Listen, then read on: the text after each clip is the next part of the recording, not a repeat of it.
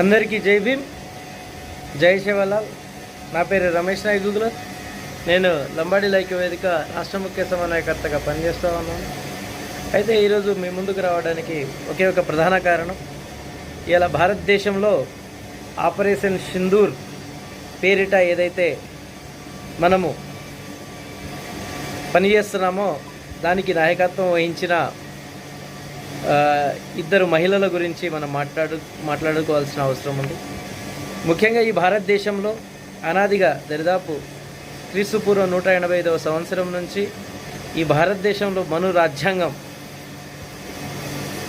ఏదైతే మనుస్మృతి అంటామో అది వచ్చిన తర్వాత ఈ భారతదేశంలో,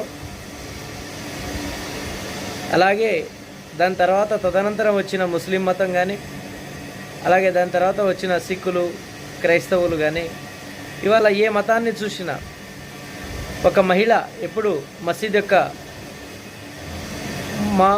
మౌలానాలు అంటారు, అది కాలేదు. అలాగే మహిళ ఎప్పుడు భారతదేశంలో ఏ ఆలయానికి పూజారి కాలేదు మనుస్మృతి ప్రకారం. అలాగే ఏ స్త్రీ కూడా ఈ భారతదేశంలో చర్చిలలో ఫాదర్ కాలేదు.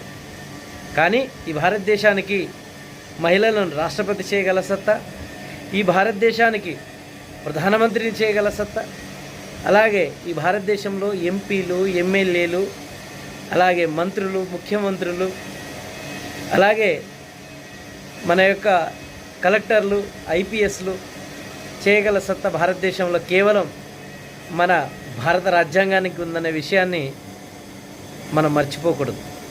ఎందుకంటే వేలాది సంవత్సరాలుగా భారతదేశంలో మనుస్మృతి అనేది రాజ్యాంగంగా పరిడవిల్లింది. ఆ రాజ్యాంగం వల్ల ఈ మహిళలు కనీసం చదువునకు అర్హతకు నోచుకోలేదు. అలాగే మంచి బట్టలు వేసుకునే అర్హత కూడా లేదు మహిళలకు. ఈ మహిళ సమాజంలో ఒక బానిసగా గుర్తించబడింది ఈ యొక్క మతాల ద్వారా. సో ఏ మతం కూడా ఇవ్వలేని పొజిషన్ ఇలా భారతదేశ రాజ్యాంగం వీరికిచ్చింది. అందులో భాగంగానే ఇలా ఆపరేషన్ సింధూర్ పేరిట మన మహిళలు ఏదైతే బ్రీఫింగ్ చేయడానికి వచ్చిన వాళ్ళు ఉన్నారో వాళ్లకు భారత రాజ్యాంగం పట్ల మాత్రమే ఈ గౌరవం దక్కింది. ఈ భారత రాజ్యాంగం భారతదేశంలో ఉన్నంత వరకు మహిళలకు కానీ, అలాగే శూద్రులకు కానీ గౌరవం ఉంటుందనే విషయాన్ని మనం మర్చిపోకూడదు. అందుకోసం మన రాజ్యాంగాన్ని కాపాడుకుందాం. ఇది సరి అయిన సమయం. మనం రాజ్యాంగాన్ని కాపాడుకోవాల్సిన అవసరం ఉంది అని తెలియజేస్తూ జై శివలాల్, జై భీమ్.